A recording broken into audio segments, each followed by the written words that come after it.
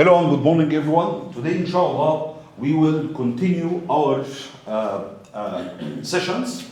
And today's session is about linear mapping or linear transformation, as I was telling you before we start this session. This is very, very important. And before you study or go through this session, I would really recommend that you go through all the previous sessions, especially for vector spaces. Okay? Because it will connect all of this all together. Let's see our new topic and what's all about. Of course, all our lecture notes and everything, you will find them on Moodle, and the recorded lectures, you will find them on the YouTube as usual. Today, I would like to talk with you about the linear transformation of linear mappings. I will start with some definitions, which is really very important. And linear transformations are fundamental concept in linear algebra and will be used down the road in plenty of other courses, like functions, like derivative, and something like this, in most of the other courses. It's connecting vector spaces and preserving their structure. So it connects two or more vector spaces. Mr. Hussein, please, تعال اقعد وانت جنبه ما تبصش بره. Okay? So a linear transformation is a function. والlinear transform ده عباره عن functions حسب ما تعرفش خالص من دي. ما مش ثابته اصلا. فبيقول a linear transformation is a function f such that الاف دي بتعمل ايه؟ بتنقل from v into w مستر حسين. يعني تقدر تتخيلها كانها two rooms. It's like two rooms. This room and another room. Okay? So I'm moving between these two rooms. يبقى إذا linear transformation, it's a function. Function بتعمل إيه؟ بتmove stuff from vector space V into vector space W. ده اللي احنا بنسميه linear transform. يبقى تاني once more, it's a function F such that moves the elements from subvector space V or from vector space V into vector space W. How it's gonna move? ازاي هقدر اعمل النقل? It depends on the value of the function, or how it is expressed, or how its mathematical relation, as you will see down the road, between two vector spaces V and W over the same field, satisfying the two K properties. What are the two K properties for a vector space? Number one, the addition closure. Number two, the homogeneity or the multiplication by scalar. يبقى تاني once more, a linear transform is a function connecting two vector spaces both together. This connection will be reserved. How many properties? The major two properties of vector spaces. Number one, which is the additivity, preservation of vector additions. Number two, homogeneity, which is the preservation of a scalar multiplication. Okay? وطبعا انت لو واخد بالك ال two main properties دول, they are the major properties in vector spaces. Okay. These two properties ensures that the linear transformation respects the structure of the vector spaces involved. The application, as I told you, is plenty. In computer graphics, rotation, scaling, translation, projections. In data sciences, principal component analysis involves linear transformations. In physics, description of rotation, reflection, quantum mechanics, engineering, solving system of linear equation, signal transformation, and major definitions in mathematics rely on the good understanding of linear transformation. This is why it's really very important. Okay, let's move to the next slide and how it is written in your slides. If I'm going to read the paragraphs that I sent you earlier yesterday about this part of our course, you will start with a map or a function. So they are exactly the same. So the word mapping, it's like a function. Okay, T from a set X to a set Y. So exactly as we said, we have a function that's going to move stuff from a vector space into another vector space. As functions, it's going to be a relation connecting the x values with the y values. So it's exactly the same. is a rule that for each argument, which is the input, assigns a unique image, which is the value of the function. So I'm inserting x and I'm getting y. I'm putting something in the main vector space and I'm getting its image or shape in the other vector space. Okay? Y, which is t of x, belongs to y. The set x is called the domain, as you know, and the set y is called the codomain. And it's almost the same. The main vector space, it will be the input vector space. And after transform, you will move to the other vector space, which you will have the images. What are the images? The value of the variables after your function is working. Okay? Okay, it's called the domain of t. This is the range or the codomain of t of x, and it is we would symbolize it by image of the transform, which means after transformation. Here is the addition property, as I told you, and that's the multiplication by scalar, as we explained in the previous slide. A linear map is a map between two vector spaces that preserves the two algebraic properties that we told about. It can be symbolized also, I want you to keep this in mind, as this is the function, which is the linear transform, that's moving elements from x into y. So if this is the sub-vector space or the vector space x, it will contain a basis, which is a bunch of vectors, as I told you previously, seconds ago, that will be responsible about generating this vector space. Connected to another vector space, that's the function form, which is gonna move stuff from x, and it will appear to you into images in y. So that's the main domain, that's the codomain, that's the input, and that's the output, using the shape of your function. Of course, these two relations, the addition and the multiplication by scalar, I can get them together. I can put them together in this relation, if you look to this relation. So this relation actually contains, if you remark, a multiplication of a scalar plus the addition. So note that the two conditions for the definitions are equivalent to this relation. You have alpha and beta, which are scalars, or values, and you have u and v are vectors. So it's preserving or mainly focusing on the main two properties, which is the addition and the multiplication by scalar. Okay, same for this one, but for this sub group of remarks, still very important. So the transform of a zero of E, it's equal to a zero of V if you are moving from E to V. So if I have a linear transform or transformation from vector space E into vector space V, remark that if you are moving an origin from E, it will appear into the origin of V.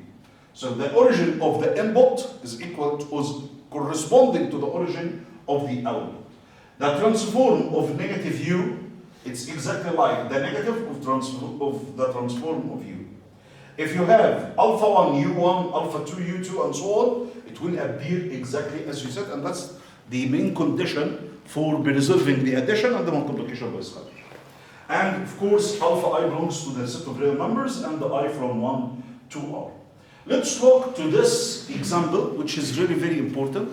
If you look to this example, this is the first thing that you will see, or you will remark about linear transformation. I am moving stuff from different dimensions. I can do that, or I can move from R2 into R2. Or I can move like functions from real set into another real set. So it's exactly like, remark, if I have f such that from R into R, where f is y equal to 2 over x.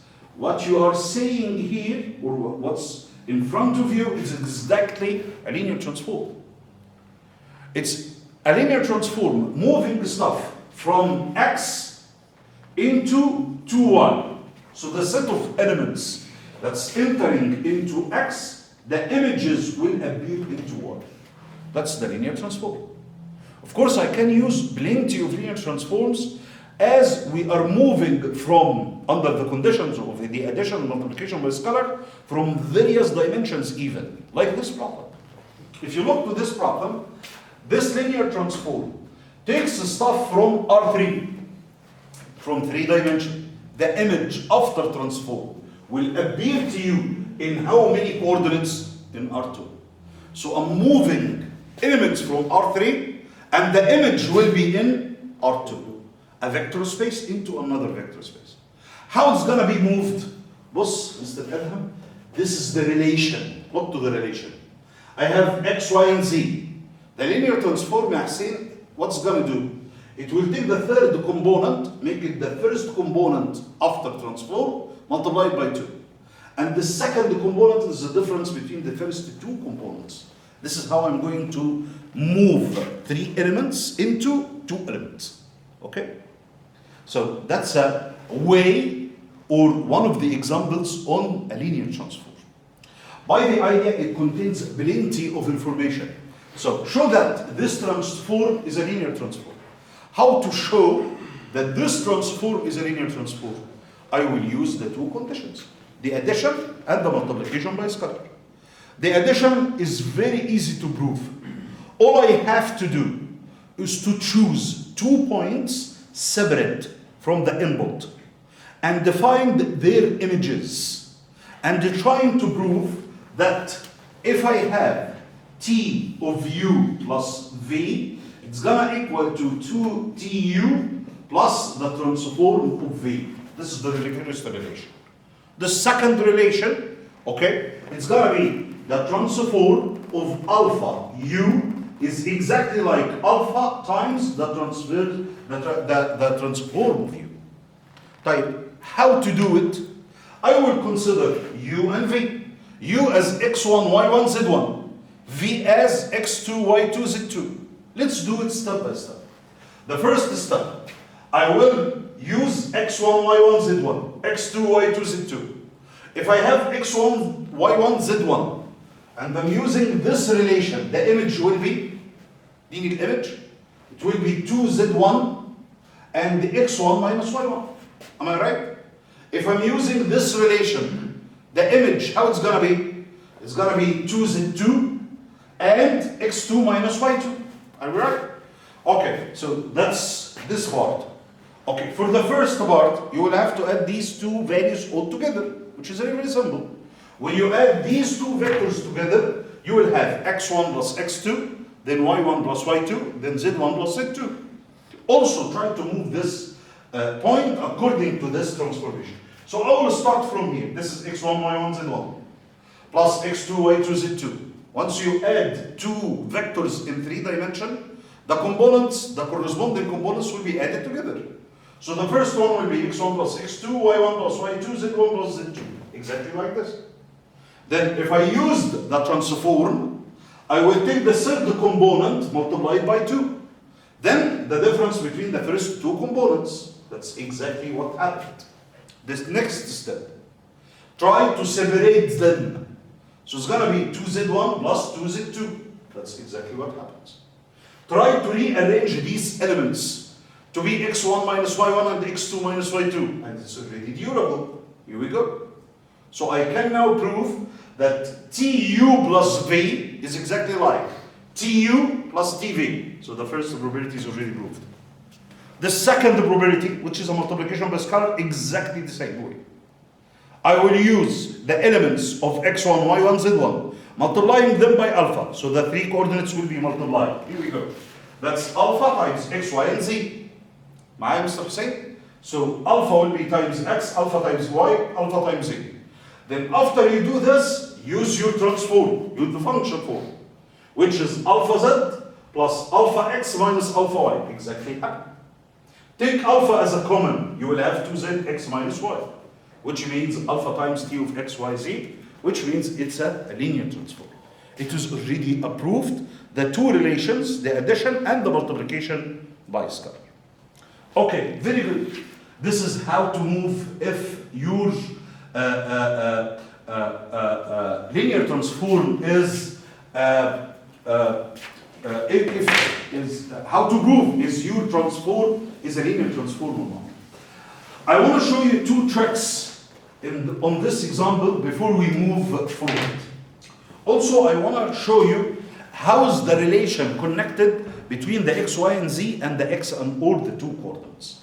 If you look to t of x, y, and z, t of x, y, and z, and after transform, you have 2 over z, x minus y.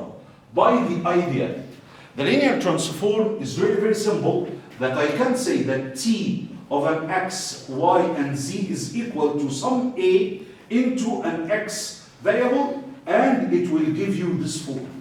How to get the A matrix, which is the matrix responsible about this function? It's very, very simple. I can do it in plenty of ways. The simplest one of them, if you remark, I have z, x, and y. I have 3 coordinates. So I will start with the first component. The first component is 2z. Okay, I'm talking about how many components now? 3. X, y, and z. Okay, so I can make the A matrix, which is 0, then 0 in y, then 2 in z. And for the second row, I will look to this component, which is the second component, that can be 1 in x, negative 1 in y, and 0 in z. If you look to this matrix, this is a very nice matrix. What's the dimension, Mr. Adham, of this matrix? It's a 2 by 3. Remark, Adham, I'm moving t from R3 into R2. Yes? If you remark, the dimension of this matrix will take the number of rows from the image and the number of columns from the input. And if I multiply it by x, y, and z, which is the input, that's the input, x, y, and z. Look to the result. The result is gonna be the 2 exact components of your function, which is gonna be 2 over z for the first row and x minus y for the second row, which are the components of your function. So see how it is already connected all together. I'm sorry, this step is a little bit ahead of what you are going to see, but it's really very important one. So if you walk to the linear transform step by step, the idea will start to appear in front of you. So the linear transformation is a huge thing. It's moving from R3, first of all, moving from the 3 dimension into the 2 dimension. How the elements is gonna be moved from the 3 dimension into the 2 dimension? Using the function. The function definition is already given, which is 2z and x minus 1. It can be given to you by another way, by the matrix expressing this linear transform. If you remark this matrix, if you multiply it by x, y, and z, you will have your output, which is 2z and x minus y. 2z plus x minus y. Okay, Shabab? معايا? Okay, very good. Step by step, as I told you, you will start to feel the meanings. Examples of linear maps are the identity mapping. The identity mapping, it's mapping the elements from the vector space into the same vector space. This is the ID mapping. So I'm moving stuff from a vector space into itself. This is what's called an ID mapping. Of course, it is preserving the addition and the multiplication by scalar. So it's a linear transform. Also, the zero mapping, which means that the transform of the origin of U is going to be moved into the origin of V. Also, for the polynomials, if you have Rn, x1, x2 up to xn, and you are moving them into one polynomial, you will get the coordinates. So I can move from Rn into Rn, it's also a linear transform. Also, the canonical projections. What are the canonical projections? Do you remember? Do you still remember vector spaces? What are the canonical bases for R2? It's 1, 0, 0, and 1. For R3, it's 1, 0, 0, 0, 1, 0, 0, 0, and 1. That's the standard basis which can generate the vector space either R2 or R3. معايا مش سلمى؟ This is what's called a canonical basis. So I can move x, y, and z into just only x. Because x vector is 1, 0. Am I right?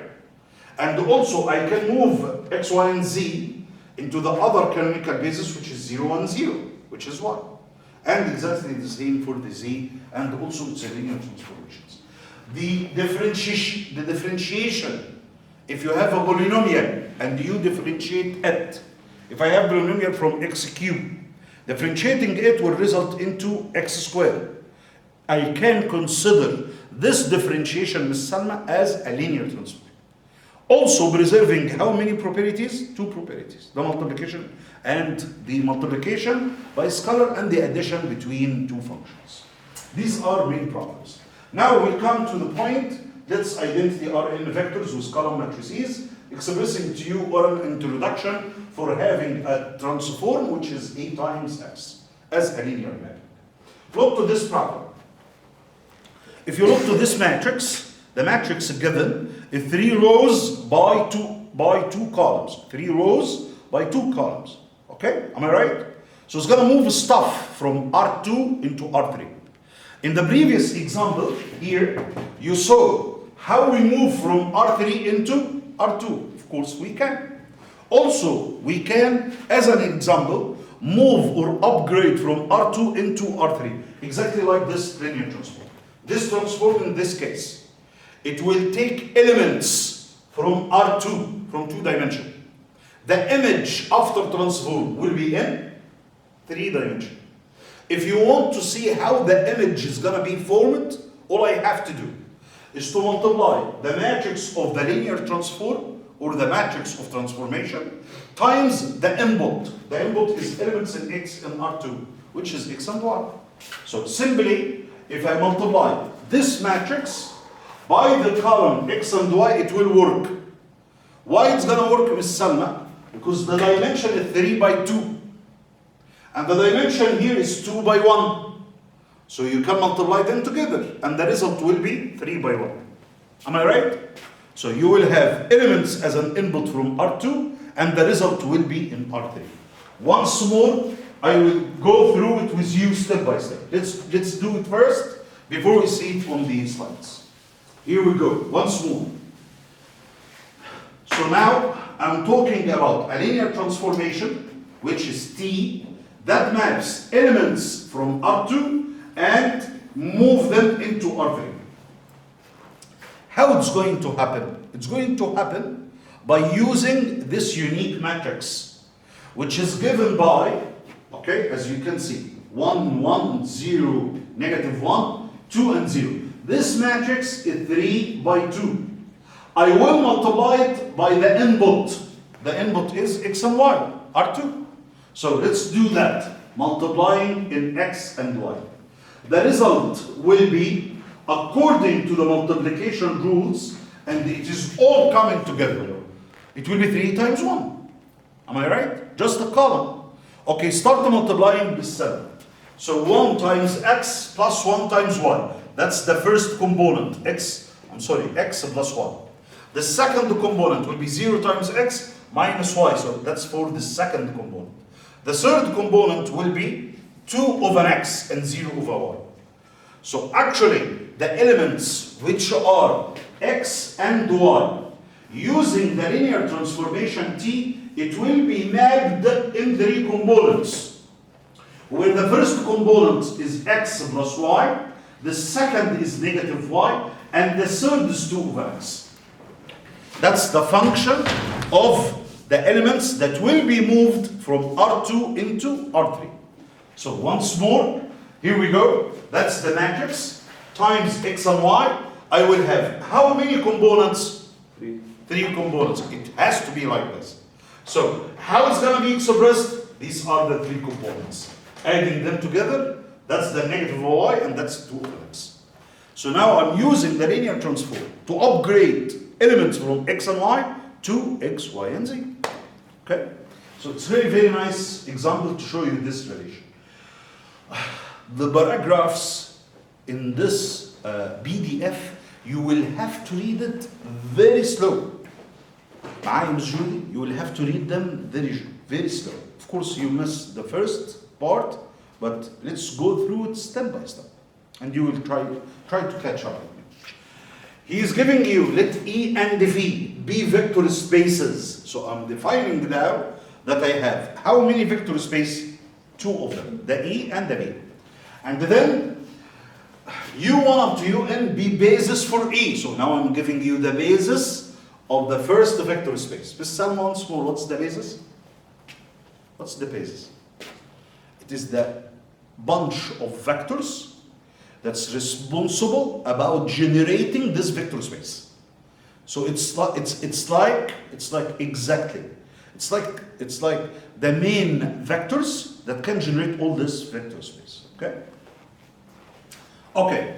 Be a basis of A. Given any vector V1 up to Vn in V, they may be repeated. Okay? There exists a unique linear map. V1 up to Vn may be repeated. So just neglect this part for the time being. So U1 up to Un be a basis for E. Given any vectors U1 up to Un, there exists a unique linear map. So there is a specific relation T from E into V such that the T of U of I will equal to V1, V2, V3, and Vn. Which means I can move each vector from the set of vectors in basis E to another bunch of vectors to the output vector space. Each vector over there, it's connected to its image in a unique manner. Okay? That's what he's trying to explain to you. This means that a linear map is completely determined by the images of the vectors of the domain of basis. So if T is E from V, be a linear mapping, and now we will define what's the kernel. Before we go forward, I want to stress on this fact. It may seem to you it's loosey, but it's very definite.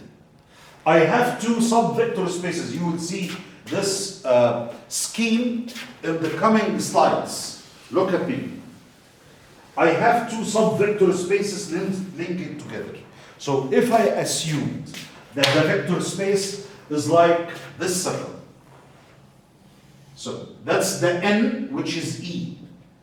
And that's the linear transform, which connects into V. That's the linear transform. Connecting elements, Miss Judy, from vector space E into vector space V. What he's trying to say to you, that this set of vector, of this subvector space, I can generate from U1, U2, U3. That's the basis of this subvector space. Using the linear transform, okay, I will have, if this is F of the transform, I will have F of U1 uniquely defined relative to U1. I will have F of U2 relative to U2. I will have F U3 relative to U3. And each one of them will be unique. This is F of U1 is equal to V1. F of U2 is equal to V2, and so on. That's what he's trying to express for you. Which means a preservation of the set of vectors in the in domain and the images in the out of domain. So they are not going to be mixed together. Each one of them will be moved under a specific coordination. Okay? So once more, he's giving you E and V be vector spaces. That's E, that's V. And U1 up to U in B basis, that's U1 up to U in the B basis for E, for the input. Okay, given any vectors V1 up to Vn in V, this is the set of vectors that's in the image or in the codomain. There exists a unique linear map. So there is a specific relation required for moving U1 into FU1. So TV such that TUI is equal to VI, for I equal from 1 to n. So I can move all the vectors in the in domain into their images in the out domain. Okay, once more, this means a linear map is completely determined, as I told you, as the images, and expressing to you the definition of the linear map. This introduction is really very important because he will define now what is the kernel of a transform. The kernel of the transform, and it may be required from you in an exam. I can give you a linear transform and ask you to find the spaces or the basis of the kernel of this transform. The kernel is really very simple. The kernel means the set of vectors in E, okay, that will be mapped in the origin of the out domain. So see how it is written. The kernel of T, it is the set of vectors belongs to E. So it's one of the vectors here, or a set of vectors here. That after transform, بعد ما تعمل transform, it will be mapped into the origin. يبقى كل الفيكتورز دي هتروح على الاوريجن اللي موجوده هنا. ده اسمه كيرنل. يبقى تاني once more Miss Salma, what's the kernel? A bunch of vectors. ممكن one vector or more than one vector. In the end domain, في الدومين الاساسي. After you move them with your linear transform, they will appear in the origin. Okay? In the other domain. It may be the origin will be mapped into the origin, or any other vectors that will be mapped also in the origin. So the definition is really very important. Okay, what's the image of T? The image of T is all the elements in the codomain, in the range. يبقى تاني once more. What's the kernel, Judy? يعني ايه kernel؟ مجموعة الفيكتورز اللي في الدومين الأساسي اللي بعد ما انقلها تروح فين؟ في الأوريجين. صح؟ طيب الدومين الأساسي كان شو الأوريجين؟ لا، الدومين الأساسي ده مليان فيكتورز كتير. موجود فيه في أوريجين وموجود فيه فيكتورز تانية. بس أنا دلوقتي لقيت حاجة، في مشكلة حصلت. إن في بعض الفيكتورز لما باجي أنقلهم من هنا أوديهم بعد الترانسفورم مش واحد، أحيانا بيبقى واحد، أحيانا بيبقى أكتر فيكتورز بتروح في الأوريجين. يعني تنتهي في الأوريجين بتاع أفتر ترانسفورم. أنا عايز أيدنتيفاي إيه الشكل بتاع الفيكتورز اللي بعد ما أنقلهم ألاقيهم يلبسوا في الأوريجين. ده الكلام. طب يعني إيه الإيمج؟ كل الصور بتاعت الفيكتورز اللي هنا بعد ما انقلها تظهر هنا. ده معنى كلمة إيمج. شوف هو كاتبها لك إزاي. يقول the image of T is the subset of V. يبقى الإيمجز بتاعت T هي a group, a subset of the vector space V. Under the condition the images دي معناها image. يعني after transform كل فيكتور موجود في V، كل فيكتور موجود في الاي هتلاقي له ايمج تبقى موجوده فين؟ في الفي. لذلك هو كاتب اليو بلونجز تو مين؟ للانبوت. لكن بعد ما تعمل الترانسفورم الصور بلونجز تو مين؟ للفي. معناه ان كل الداتا اللي هنا انا قلتها الياباني. وان الداتا اللي موجوده في الايمج هتفهم بعد كده كونديشنز هل هي كل الفيكتور سبيس ولا سبست من الفيكتور سبيس. فالديفينيشنز مهمة جدا ومرتبطة مع بعضها والصورة بتكمل سنة بسنة خطوة بخطوة. معايا يا شباب؟ Are you with me؟ اوكي very good. انت ممكن يطلب منك الكيرنل وممكن يطلب منك الايمج. طيب تعال بص على يعني دقايق على السلايد اللي بعدين يبقى فيه اكزامبل عشان اوريك بالظبط ايه اللي احنا عايزينه. بس قبل ما انتهي من السلايد ده before we go دايما ريمارك ان الكيرنل elements في الاند دومين، في الانبوت دومين. بتاني الكيرنل هي bunch of elements في الان دومين، لكن الايمج دي الفيكتورز في الاوتبوت دومين. تمام؟ المعنى ده مهم جدا.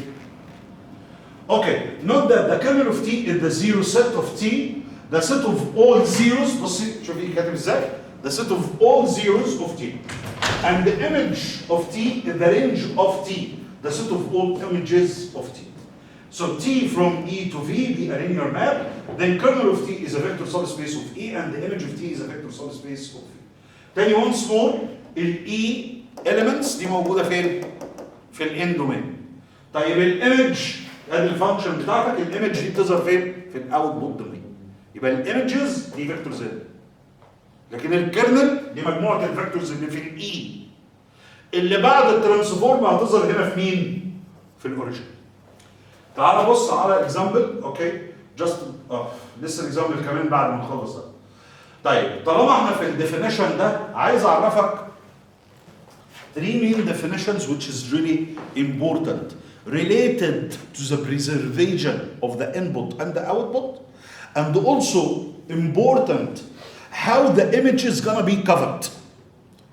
Those 3 definitions are the injectiveness, okay, and the surjectiveness and the bijectiveness. So how many definitions? 3 of them. Injective, surjective, and bijective. Then once more. Injective, surjective, and bijective. Injective, it means that the kernel is gonna equal to 0 as you will see. But in general, injectiveness ensures uniqueness. So the vectors that you are going to move, it's gonna be moved into just only one place. Okay, surjectiveness ensures completeness, that all the codomain will be covered. Bijectiveness, it combines both of them, injectiveness and surjectiveness. So bijectiveness combines the both, making the function reversible. ما أنا كمان شوية بنقل from R2 into R2 or from R2 into R3 if possible. Can I move back? If I'm moving from R2 into R2, can I move back? Okay, not for every transform. There will be conditions for your transform to be invertible. For your transform, Ms. Salma, to be invertible, it has to be bijective. يعني ايه bijective؟ يعني injective و surjective. يعني ايه injective؟ يعني elements اللي equal to each other, their images will equal to each other. Elements اللي they are not equal to each other, their images will not equal to each other. Which means it prevents that the images could be shared by more than one input. That's what's called one-to-one, which is injectiveness. So the details, I've already made the details for you for each definition of them. So the